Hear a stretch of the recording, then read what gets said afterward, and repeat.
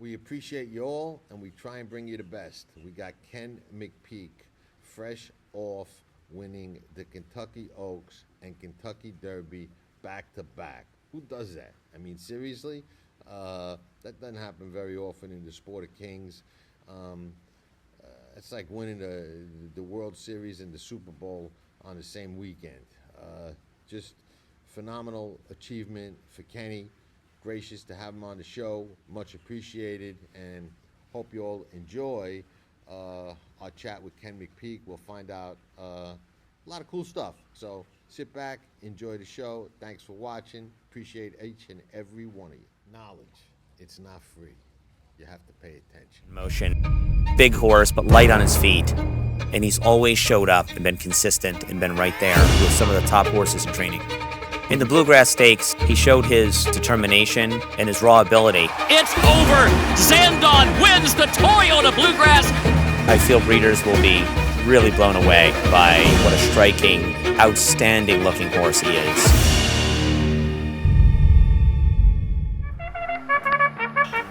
Thank you for visiting Past the Wire TV, the YouTube channel of PastTheWire.com.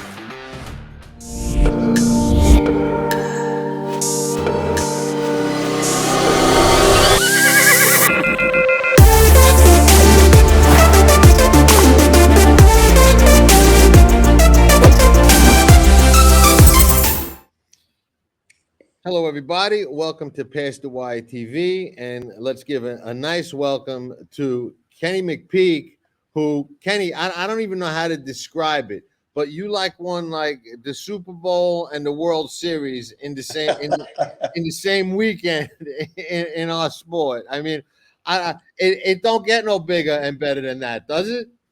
Pretty awesome.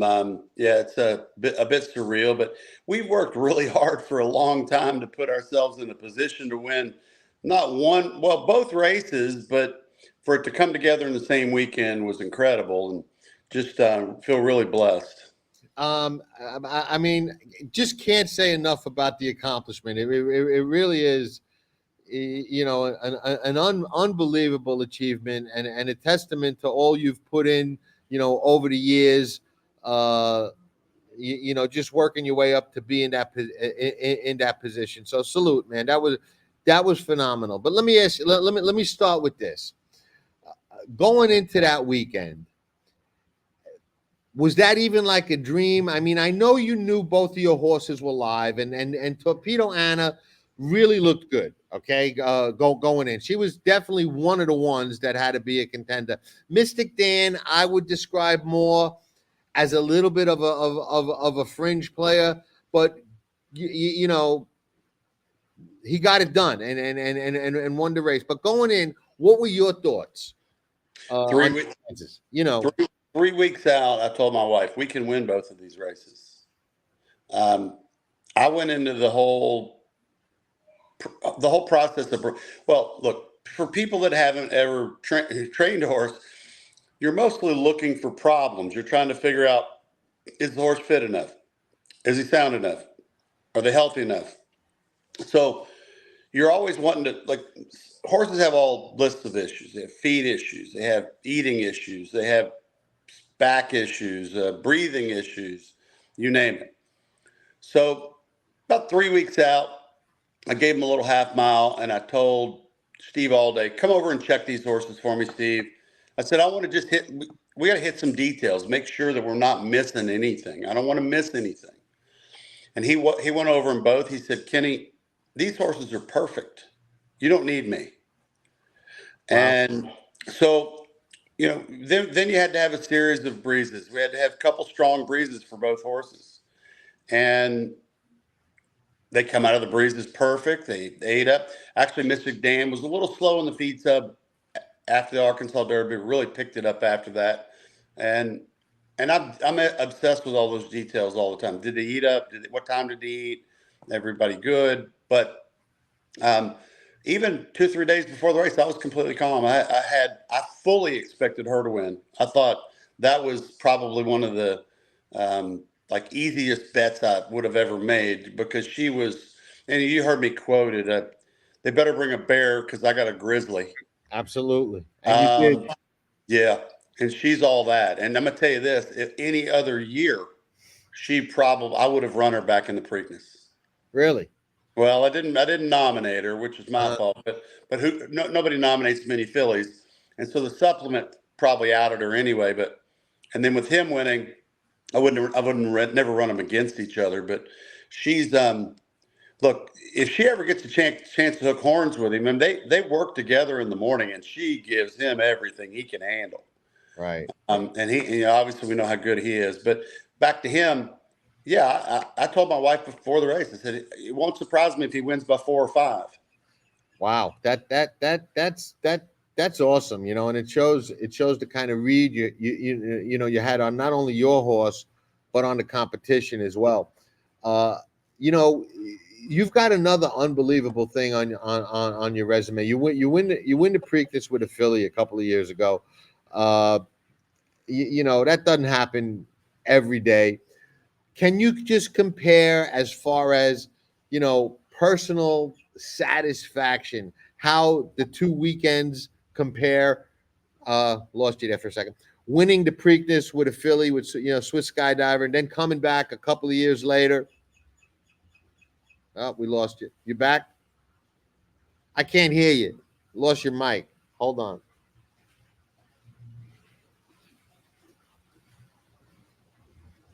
We lost his mic. I lost your voice. Can't hear you. No.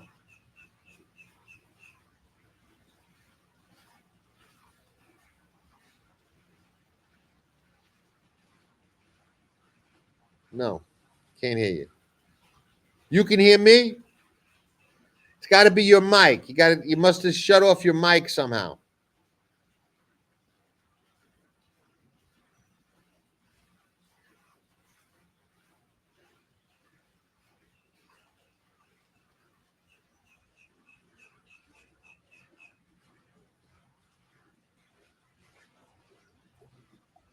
What about now? Yeah, I can hear you. Okay, you're back. We got Kenny back. I was asking you to talk a little bit about the 2 huge weekends and how they compare, if they do at all. The Preakness or the Derby? Well, yeah. Well, when you won the Preakness with a filly, and then a couple of years later you win the, you know, the Oaks and the Derby on the same weekend. Well, the Preakness was so different because it was during COVID and no one was there. Right. So basically, it was just a televised event. Right. We didn't have to worry about parking. We didn't have to worry about traffic. We didn't have to worry about tickets. Right. There was something fun about that, but definitely the Derby experience was a whole nother level. I mean, COVID is a toss, but the fact that we beat the Derby winner, of course, for us, it's ultra exciting to win that, but not to say that Swiss Skydiver's victory wasn't a big deal, but it probably is definitely a little bit, maybe a notch below what we just did. So, Yeah. and I'm sad to report, Peter Callahan passed away last night. Sorry to hear that. Yeah, the owner of Swiss Skydiver, and he's a real special guy. Yeah. Well, we'll dedicate this show to him. Rest in peace.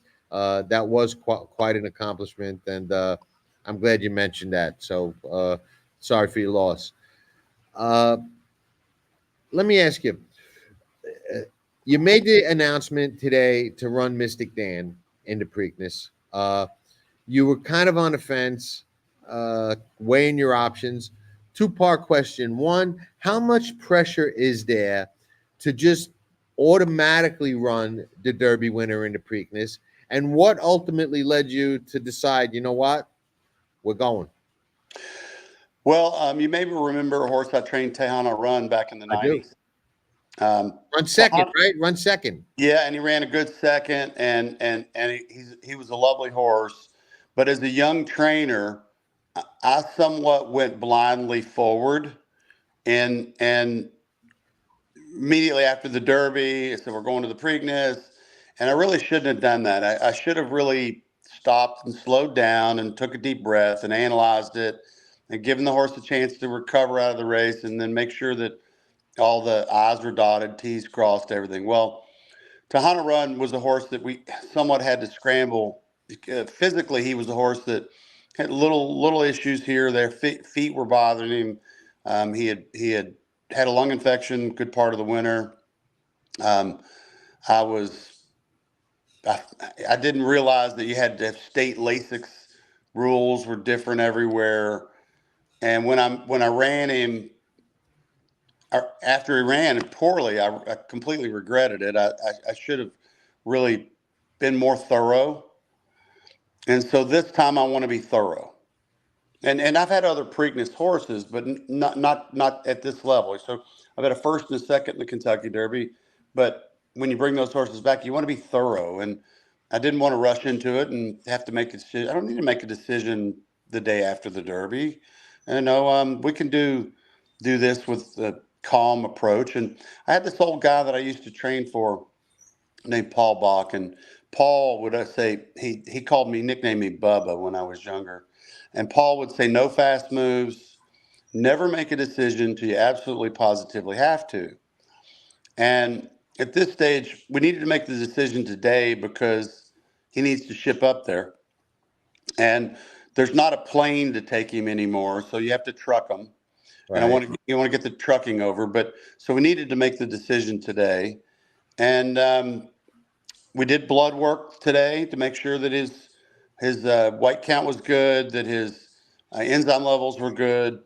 They pulled a marker called an SAA, which is how much inflammation he has in his body. It was 0. Wow. Okay. Yes. And then we put feed in, and he dove right in. And so you need all that stuff to come together. If let's say his white count was off or his enzyme levels were a little high, that would mean that he was working through some muscle stuff. If he had inflammation anywhere, then he would be working through some soreness. This horse has no soreness. He has no muscle inflammation, and his white count, blood count, red blood counts are all high. And he's training good, hitting the ground good. So all these things kind of have to come together. And I'm discussing with you deep dive details that most horse trainers won't discuss with you. Right. And that tends to be me. I tend to be aware of that, and I appreciate it. I tend to be a bit of an open book. Cards on table, face up. It doesn't bother me to, lay it out there. But sometimes it gets me in trouble. But at the same time, I learned a long time ago, being forthright with people will get you a lot further than hedging. Well, the nickname of this show is the Rogues Gallery, so you're already in trouble for coming on it. So you don't got to worry about nothing like that. Now, where's that accent from? You're New York, right? Brooklyn, yeah. Brooklyn, there you go. But you know what I like about it? You guys call it straight. Usually, yeah, absolutely. Yeah, there's no. I actually worked in New York. I actually lived in Brooklyn when I was in '83. Wow. I always liked you. I knew there was a reason. I got a great New York story when I was in my between junior and senior year of college. Right. I lived in Brooklyn for a period, and I lived in Manhattan for a period. I actually lived up there all summer. Okay. And had a girlfriend that lived in the city, and she was working on Fifth Avenue. So anyway, I painted apartments in Manhattan between my junior and senior year in college, and I would paint apartments on Monday, Tuesday, Wednesday. I actually ended up being a bit of a subcontractor, and I would go to the races and go. I remember going to Belmont and watching Woody Stevens saddling deer, and just some really great horses that were running up there back then. But that was a unique experience. But so I have a lot of friends that New York, and love the people. And well, you telegraphed that you spent time there because you said your girlfriend lived in the city, and only people from New York refer to Manhattan, New York City, as the city. People not from New York usually say, "Oh, I went to Manhattan, I went to New York City." But the people who live there, we just say the city, and you automatically know it's Manhattan. We lived at 9 East 32nd Street, 2 blocks right around the corner from the Empire State Building. Gotcha. And spent plenty of time, running Central Park, and actually, remember we'd have dinner on the World Trade Center, Tavern on the Green. Right. I like it there, but not too long. I'm actually still a bit of a country boy, and the Kentucky accent always gave me away up there. They always said, you're not from here, are you? No, I'm not. You know, it's funny. You said you could recognize my accent. Now I'm living in Florida since 1990. When I came here from in 1990, my accent was much thicker. When I talk to my friends that are still back home in Brooklyn, they tell me I sound like a country guy, like a Southerner. I'm like, Yeah, what do you mind? No, I don't. that pool cover gave you away down there in Florida. You can't get one of those in New York. No, you can't. I heard they're tough to get in Kentucky too. Yeah, we don't have. We to get one. He says nobody builds them here. No bugs, no nothing. Love it. No. Love it. Now Torpedo Anna, the gorilla, Yeah, the grizzly bear. yeah. What are the plans for her? This one's really simple. Acorn, because it's 1.125 miles. It's Sarota. Right. And it's right 2 turns at Belmont. It would have been 1. Yeah, I believe the coaching club Oaks comes back in early July. It sets you up for the Alabama. I've won 2 Alabamas. I want to win a 3. Okay. And if you run through those races, she's champion 3-year-old filly. Right. Yeah. No. Absolutely. And she looks on track to have a huge year. So all the best with her. Now, Mystik Dan, you know, let me ask you this: an objective question, trying to take the personal feeling about Mystik Dan, your horse, out of it. Does a new shooter or a horse that run in the Derby, in Kenny McPeek's opinion, have an advantage, or does it just depend on the horse and there is no advantage? The only one I'd be concerned about, or the only horse I'd be worried about beating is Muth, because Muth's beaten us, but he beat us. We were 7-week layoff, and we did not have a good trip that day. But the new shooter thing doesn't bother me. What I do like in this day and age is we don't run on Lasix. Right. Because we're not running on Lasix, the dehydration factor is lowered. Okay. You know, on a really hot day, a horse can lose a lot of water weight. But with Lasix added, they lose a whole lot of water weight. And I think that's what made the Triple Crown a little tricky to win, is because of the Lasix. And then since they've removed the Lasix, I think it's good for the horses. I was never a big proponent of Lasix. I think there are certain horses that need it, but it's not vital. The very small percentage of horses actually, bleed, and I can't give you 5 on one hand that had to have it. Right. But I think it was more detrimental. But it makes it easier to come back in 2 weeks, 3 weeks without it. It's interesting that you said that because I've had that discussion, and I'm not a horseman, so I only go by what I see. But growing up in New York and watching the NYRA circuit for so many years when Lasix was not permitted, horses that needed to run on Lasix were considered kind of second stringers, had to ship out of town. And we had horses that ran long, ran for years, ran much more. And I'm like, well, if so many horses need Lasix, how was the New York circuit able to compete and be so strong for so many years without it? And no one's ever given me a good definitive answer to that question. Here's why. Because when a horse is given Lasix, they'll drop 20 to 30 pounds water weight. Wow. Okay. And so in a way, when you were treating with Lasix, you were lowering their body weight, which actually could be an advantage to run, but then you have to rehydrate. And I believe they talked about the bounce more when horses would run back too quick, they would bounce. The reason why they would bounce is because they hadn't rehydrated, and they weren't strong because they were lacking the water. And so when you take it away, I actually used to claim horses and put them on just a pinch of Lasix, so I would say, okay, I treated, but I actually didn't overhydrate or dehydrate my horse. I mean, I took it one time. One time a jockey gave me some Lasix pills, and I took it as an experiment on myself because I wanted to know how it affected my body. And I went out and I took 2 Lasix pills, and I ran a mile all the way around the racetrack, the old Turfway Park, Latonia. Okay. And I ran a mile all the way around with 2 Lasix pills. I lost 18 pounds. Wow. That day, in one day. And it just flushed me out to the point where I didn't feel good on the other side of it. And it took me 3 or 4 days to rehydrate myself so that I was having to eat bananas. And I mean, but jockeys have taken this to make weight and for horses to take it. And the other thing is that, they don't give Lasix to people that are, that have osteoporosis, because the dehydration causes your bones to become more brittle. So who's to say that Lasix didn't actually cause the racehorses to become more brittle? Yeah, no, I always felt it had some type of long-term genetic effect on the horses.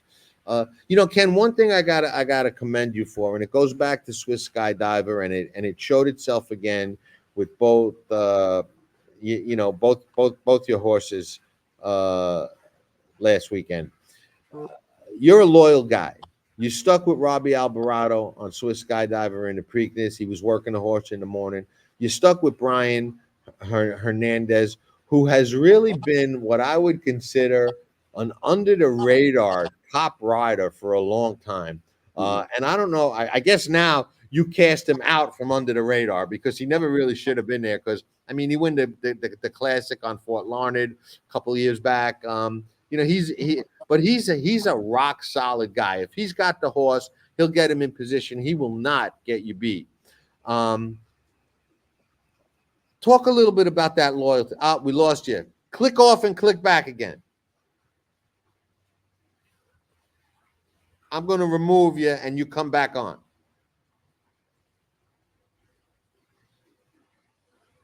How about now? Can you hear me?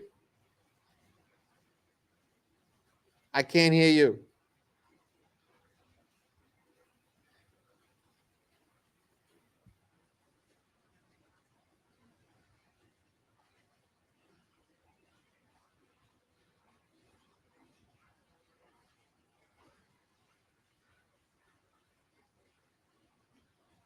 Can't hear you.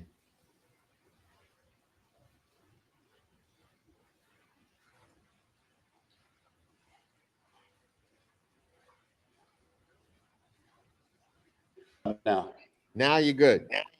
Technology, no, that's all right. Technology is great when it works. But every time somebody calls me, then it cuts off the mic. I got you, and they're probably blowing up your phone. So I understand. You talk about the loyalty to the riders. I like continuity. I think you can't ask a jockey to ride a horse once and expect them to know the horse. They need to ride the horse 2, 3, 4 times to really get to know the horse. And once they create a relationship with the horse and learn how that horse might want to run, need to run, try a little of this. You might want to try a little more aggressive earlier. You might be further back, or you might turf, dirt, switching leads and knowing that a horse switches leads. I'm a big fan in the continuity. I don't get enamored with the big name jockeys. I think that there's some wonderful jockeys out there that have put themselves in great places, but there are a whole lot of very talented jockeys in this country and other countries that never got the horses. And it's the same with the trainers. I know guys out there training horses that I have a world of respect for. They are so good at what they do. I mean, I could go on and on the list of people that I've raced against that if you give them a good horse, they're going to get the job done, right? And for me, it's if you get the stock, then you get a chance to prove yourself. And if you don't get the stock, that makes it difficult. But horsemanship is horsemanship, and guys play or handle horses at all different levels, and the difference is simply quality horses. Now let's talk a little. And if you don't want to answer this, I understand. But is it a situation where when you win a race like the Derby with a rider like Brian, who's not on everybody's list, Is your phone ringing with agents trying to bump him off even after a win like that, or no? They kind of know Ken don't mess around that way. Well, the older I've gotten, I probably went through a period where I used multiple different riders, but the older I've gotten, I really want to keep it simple. You know how we get stuck in our ways, and I don't want to have to chase jockeys around. I've got Frank Bernice, who's Brian's agent, and I basically say, Frank, look, if you can't ride, no problem. Find me a good man, and then I go back to Frank. And actually, my world dealing with Brian revolves around Frank Bernice. And Joe Santos handles some jockeys. Jose Santos, right? I know Joe. Jockey's son handles some riders at Oaklawn too. And I just don't want complicated. I don't want to have to deal with 7 different agents every day. I don't want to have to deal with multiple riders coming in and out. I just like to keep it simple. Like I said, I think a little bit, like I said, getting older and setting my ways, but I want to simplify my world, not complicate it. Understood.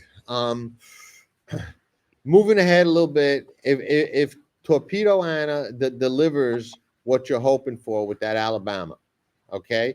Any chance or any thoughts about running the Grizzly Bear against the Colts later on in the year? Well, I'm not going to rule out the Belmont for either. Let's see what happens in Baltimore. Okay. The Belmont's not ruled out, but the Acorn's probably the smart spot. But let's let that happen. But she's more than likely going to go Acorn. But we'll see. Is that a mile and an eighth now? It's a mile and an eighth, the Acorn, correct? I believe. Yeah. Okay. Well, Ken, I don't want to take much more of your time, man. I really appreciate you coming on. Thanks for sharing your thoughts, some of the behind the scenes stuff. Wish you all the best. And again, I mean, you paired up the World Series and the Super Bowl. I just don't know how anybody does that. It's just a real honor to be able to pull it off. A great team of people that I got working for me. Amazing. Yeah, no, it is. It's a testament to all of you. It's a phenomenal weekend. It's a special spot in the history books of our great games. So salute, man. Great job. Well done. Keep it going. Exciting year with these two and the rest of your barn. Play us again in Baltimore. We got a big chance. All right, man. All right. Will. Thank you, Ken. Appreciate it. Ciao, ciao. Bye. All right. Bye. They're off in the 2023 First Crop Sires Race. Maximum Mischief makes the lead with the most 2-year-old maiden special winners by any sire. On the backstretch, Matoli and Omaha Beach close the gap with stakes performers from coast to coast. Vino Rosso finds his best and leads on the turn with 4 Grade 1 Colts on dirt. But it's Matoli with his 3rd TDN Rising Star, your champion freshman, leading an impressive Spendthrift Superfecta. With new DRF All Access past performances. With one best-in-class product, you now get all 3 past performance formats. Go to drf.com and use coupon code 1FREEPP for a free single card today. Mini, a top 10 first crop sire in 2023, standing at McMahon of Saratoga. 14 first crop winners, including My Shady Lady, winner of the $500,000 New York Stallion Series 5th Avenue Stakes, Grade 2 winner Winstock, and Stakes winner Solo Shot. Solo Mini, the 7th leading freshman sire and the only top 10 freshman sire with a Grade 1 or Grade 2 winner. He sired a $700,000 2-year-old at the OBS April sale. His juveniles sold for nearly 6 figures on average, more than 12 times the stud fee. Solomini, a controversial DQ from being a Grade 1 winner by 2-time Horse of the Year Curlin, standing at McMahon of Saratoga Thoroughbreds.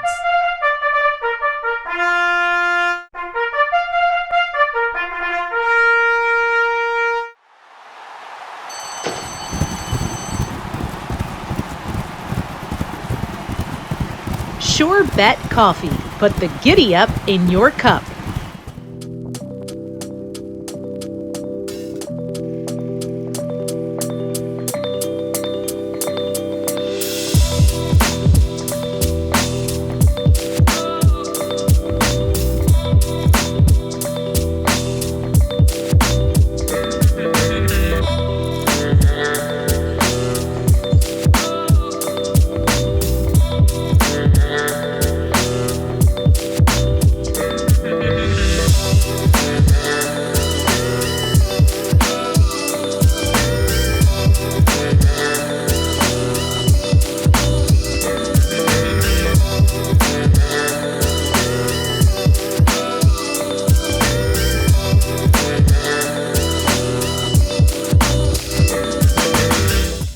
Tracking Trips with Pick 6 King Jon Stettin.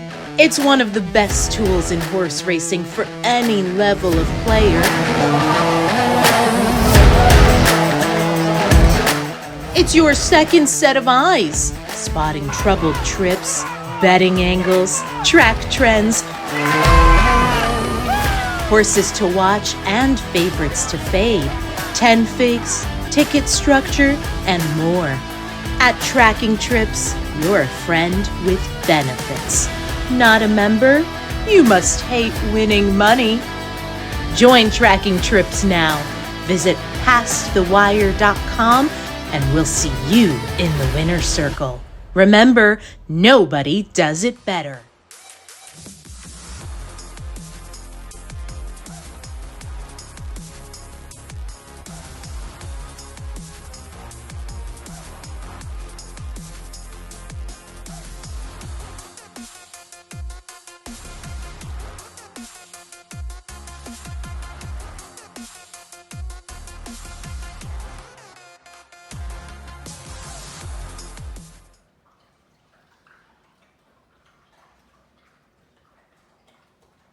Does it better.